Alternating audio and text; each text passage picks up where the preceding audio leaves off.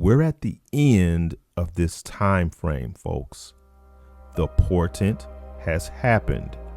If we're unclear of what that blood and fire is of Joel chapter 2:30, make no mistake of the pillars of smoke. We've already shared how this column of smoke spreads out at the top like a palm tree. Yet when we look closer, we can see that the word pillars describes what the smoke looks like. And it only looks like one thing. Take a look at that word pillars. Since it's plural, we know that whatever it is, there's more than one. Let's go to the Strong's Concordance. The word pillars is Strong's Concordance number H8490. The Strong's definitions says this: a column that is cloud pillar, and it's from the same as the root word H8558. Now, the lexicon says pillar, column. So let's look at this root word H558. And here we see the BDB lexicon says palm tree, date palm.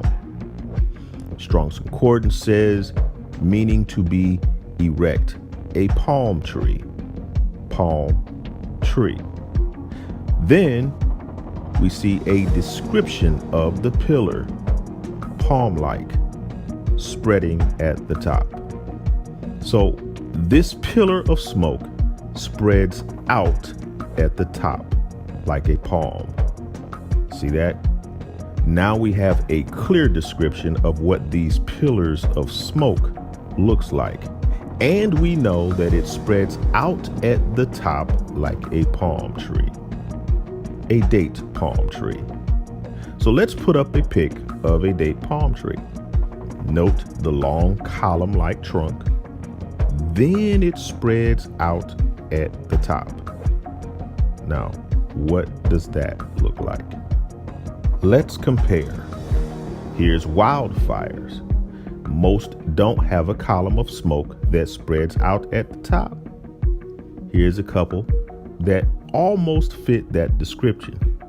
And here's one with wildfire smoke and palm trees in the foreground. Let's take a look at volcanic eruptions. See the smoke rising up? Kinda in a column, but not so much palm-like at the top. All of this time, I've leaned towards a volcanic event like Yellowstone, perhaps connected with this verse. But looking closer, a volcanic eruption does not look like a date palm. It does not spread out at the top like a palm tree. None of these have a column cloud that spreads out like a palm tree at the top. Yet, whatever these pillars are, they must be something that can be replicated, that look the same, because these pillars are plural and they have the same description. This doesn't appear to fit the description of a volcanic eruption. So what else could fit this description? Let me know what you think in the comments section. Now, what about an asteroid or meteor impact? What would that look like? Well, when planetary scientists conducted recreations, they looked like this. Incoming space objects can have the cloud pillar as it enters into the atmosphere, but at impact, does it resemble the top of a palm tree? Not so much. Look at that. See how it spreads out? No palm tree-like visual observation. This is very concerning. I've tried to think of anything else that this could be, yet these nuclear images more closely fit the description within the verse. Now, whatever creates these pillars of smoke that resemble date palm trees or what we call mushroom clouds will definitely occur before the day of the Lord. The question is whether this occurs before the rapture of the church. And I'm not so sure that we have enough information to determine that. In the book of Joel, we see the pillars of smoke, the columns of smoke that spreads out at the top like a palm tree. This description is clear. In Acts, we see vapor of smoke. This description, although a quote from the book of Joel, is not as clear as the original in Joel chapter 2, but the definition of blood and fire may provide some clarity. Remember, these are portents of what is coming. When we look at that word blood, the Thayer lexicon defines it as, of course, blood. Then it says of man or animals, followed by bloodshed, to be shed by violence, slay, murder. Now, this bloodshed is through violent acts. And we've seen the increase of this globally, but this connects us to Revelation chapter 13, a reference to the landmass where there is bloodshed by violence. It's a public calamity, a heavy affliction.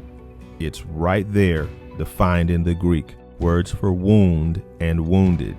It's a sign, a portent upon the earth just before the day of the Lord.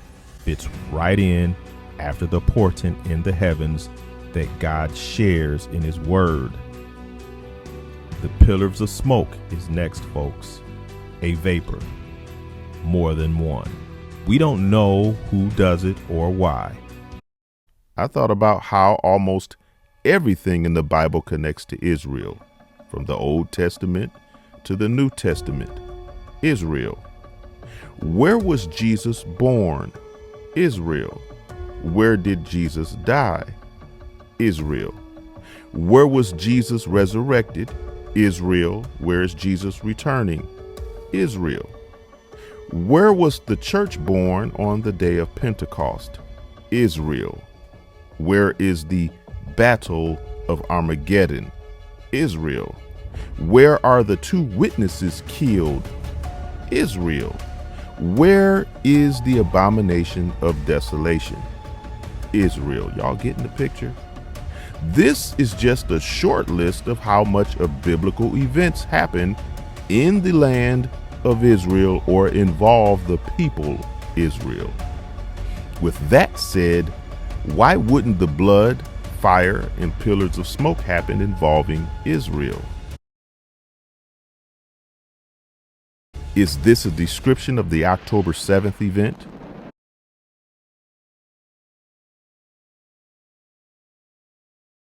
Is this a description of a future war?